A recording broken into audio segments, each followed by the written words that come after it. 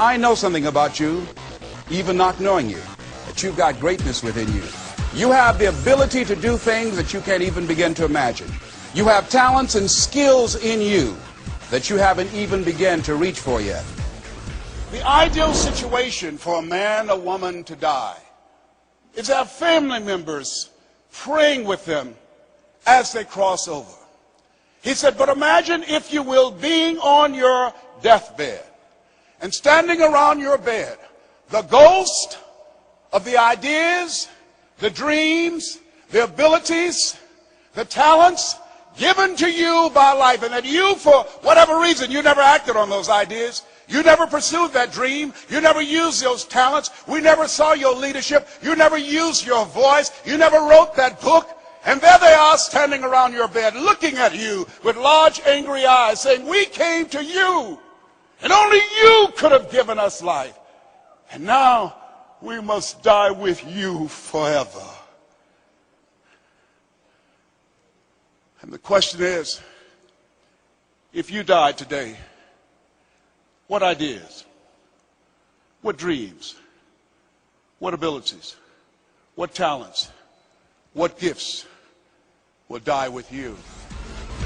Maybe that's why Jim Rohn said, when the end comes for you, let it find you conquering a new mountain, not sliding down an old one. Maybe that's why Henry David Thoreau said, oh God, to reach the point of death only to realize that you've never lived, only to realize that you've never scraped the surface of your potential.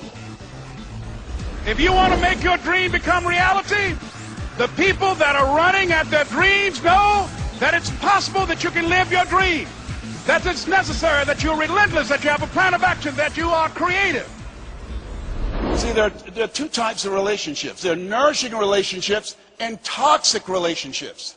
Nourishing relationships, they nourish you. They bring the best out of you. They challenge you. They hold you accountable. They keep you focused. They bring the best out of you. Toxic relationships, they drain you.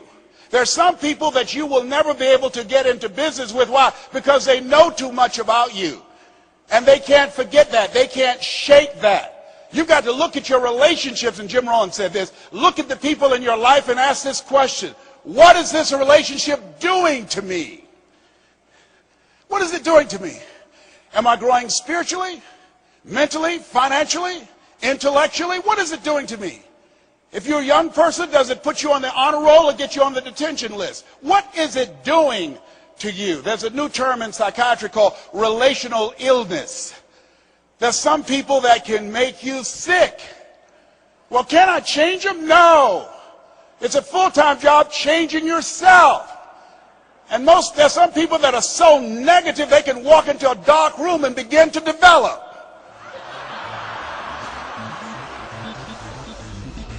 The people that are running after their dream know they're going to have hard times. They keep on running because they're saying within themselves, I'm the one, no matter how bad it is or how bad it gets, I'm going to make it. The people that are running after their dreams are the people that are hungry. Most people never achieve their goals because they don't know that they don't know and they think they know. Most people are just like Zig, who's I consider the #1 motivational speaker on the planet. He said that most people like the lumberjack whose wood production dropped by 40% because he wouldn't take the time to sharpen his axe.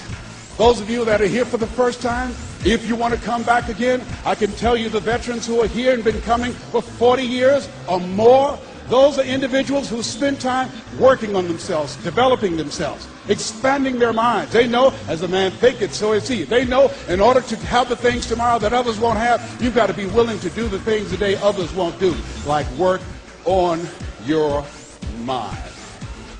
And with that kind of courage, with that kind of affirmation and reason to empower me, I got a saying that when life knocks you down, try and land on your back, because if you can look up, you can get up. All right?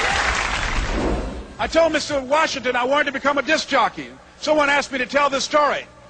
And he said, Les Brown, he said, if you want to do anything worthwhile in life, you've got to be hungry. And so I started working to develop myself. He said, I want you to practice every day being a disc jockey. I said, but I don't have any job now. He said, it doesn't matter. He said that it's better to be prepared for an opportunity and not have one than to have an opportunity and not be prepared. So every day I was working to develop myself. And that's what you must do.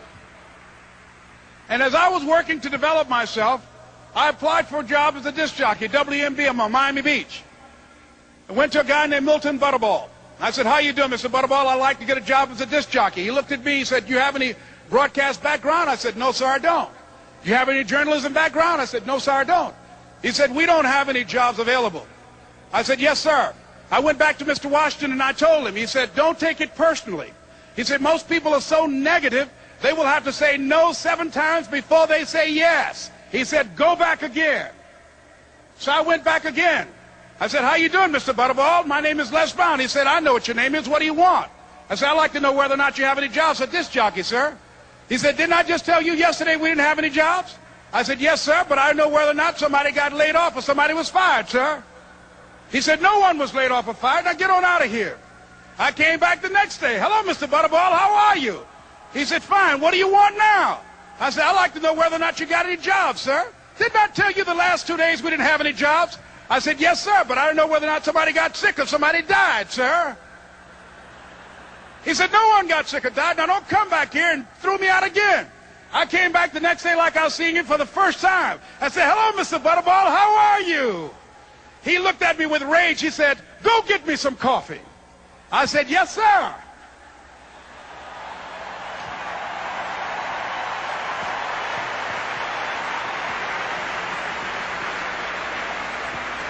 And I went to get him some coffee.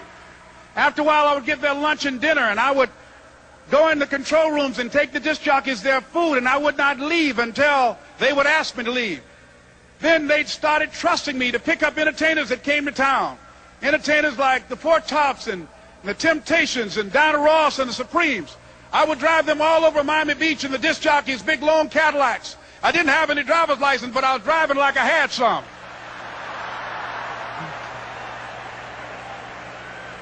And one day, one Saturday afternoon, while I was at the radio station, a guy named Rock was drinking while he was on the air. I was the only one there, looking at him through the control room windows, walking back and forth, young, ready, and hungry.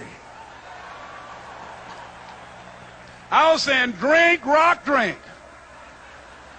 Drink, Rock. I'd have gone to get him some more if he'd asked me to. Pretty soon the phone rang, and it was the general manager. And I answered the phone. I said, hello? He said, Les, this is Mr. Klein. I said, I know. He said, Rock can't finish his program. I said, I know. He said, would you call one of the other DJs in? I said, yes, sir. I hung the phone up. I said, now he must think I'm crazy. I called my mom and my girlfriend, Cassandra. I said, y'all turn up the radio and come out on the front porch. I'm about to come on the air.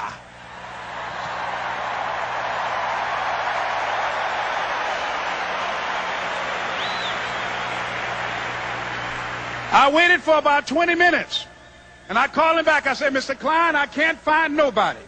He said, young boy, do you know how to work the controls? I said, yes, sir. He said, go in there and don't say nothing here.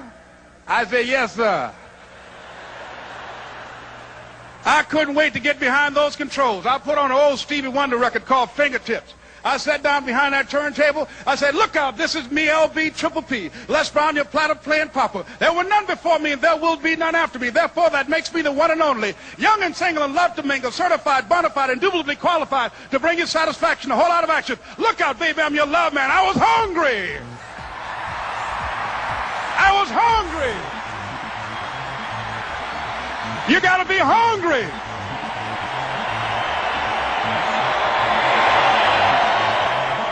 He talked about having personal growth before you can attain professional achievement.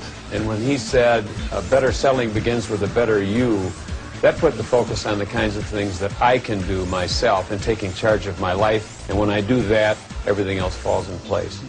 Les has the ability to inspire people to pursue their passion, to live their dreams. And whether they're in sales or personnel or whether they're just a machine operator, it's very, very important that you have some passion for what you're doing.